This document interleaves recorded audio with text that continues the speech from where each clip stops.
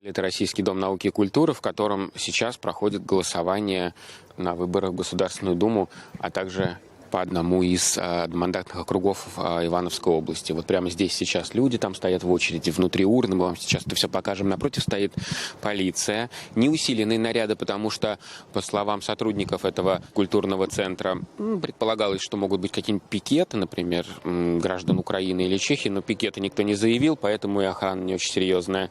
А люди приходят просто с утра и стоят в очереди. Но наблюдатели от партии «Яблоко» утверждают, что очередь большая, а людей не очень много, потому что вход узкий, и кажется, что слишком много людей пришло голосовать. А можете рассказать, как организованы выборы? Выборы организованы прекрасно.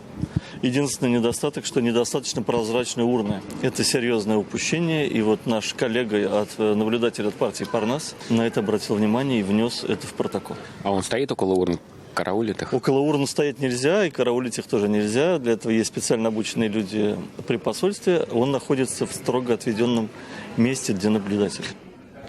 Вот я проголосовал в соседнем с избирательном участке здания Российского культурного центра. Можно по традиции после выборов съесть пирожки, выпить кофе из пластиковых стаканчиков. Вот есть бараночки и книжка Олдоса Хаксли. Ну, мы всегда голосовала за Борю Немцова, когда был СПС. Никогда не голосовала за «Яблоко». Ну, никогда. Никто не поверит, что специально вот я вот подошел и сразу за Борю Нет, Немцова. это правда. А Бори нет. Но есть Парнас, который он организовывал. Там есть Касьянов, меня устраивает. Я все-таки, наверное, «Яблоко». Думаю, «Яблоко». А вы за кого? А за КПРФ.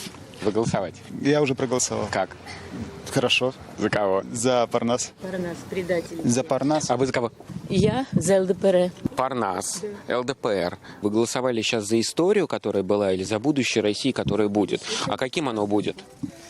Я думаю, что нормальным. Нет, а каким оно должно быть? Вы как себе представляете? Вот вы проголосовали за кого-то. Они что должны для вас сделать, эти люди? Для меня уже ничего не надо. Я сама все сделала для себя. Мне, простите, 71 год.